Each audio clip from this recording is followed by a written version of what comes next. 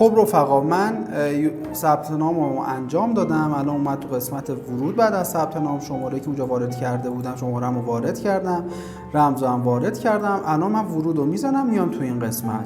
الان که اومدم تو این قسمت، اینجا میگه آقا اولین کاری که باید انجام بدی اینه که بری مشخصاتتو تکمیل کن. یعنی میگه بیا مشخصات کارنامه تو برای من وارد کن که بدونم رتبت چنده، چه سهمیه‌ای هستی، چه بومی هستی، که بتونم تو انتخاب رشته دقیق کمکت کنم. میگم من ابوالفضل حد دادم، کد ملیم ارزم به حضور، چون رو کد ملی حساسه، من یه کد ملی و بعد از سایت کد ملی ساز میگیرم. الان رو فقط حتما کد ملی دقیقتون رو وارد کنید. اینجا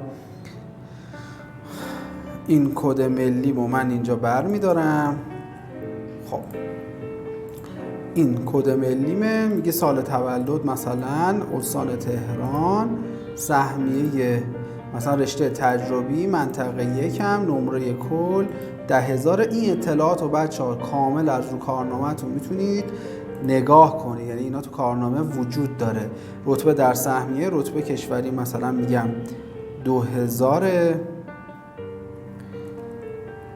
رتبه آخرین مجاز تو کارنامه میزنه اون پایین، آخرین رتبه مجاز شده مثلا ما میزنیم 70,000.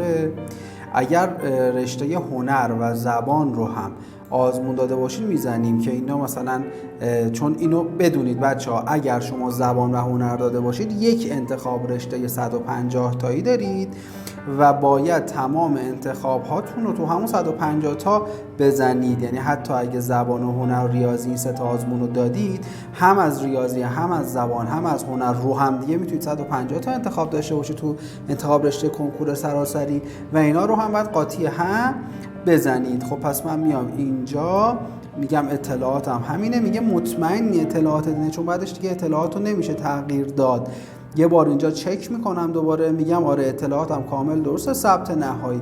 اینجا اگر نگاه کنید دیگه اطلاعات ثبت نهایی شد و هیچ تغییری نمیشه داد، فقط میشه مشاهدهش کرد. اینجا ما بازگشت رو میزنیم، بعد میایم بعد اینجا پرداخت کنیم که اگه کد تخفیفی داریم وارد میکنیم، بعد میایم پرداخت رو میزنیم، میایم تو درگاه پرداختمون رو انجام میدیم و بعد میریم انتخاب رشتهمون رو کامل میکنیم.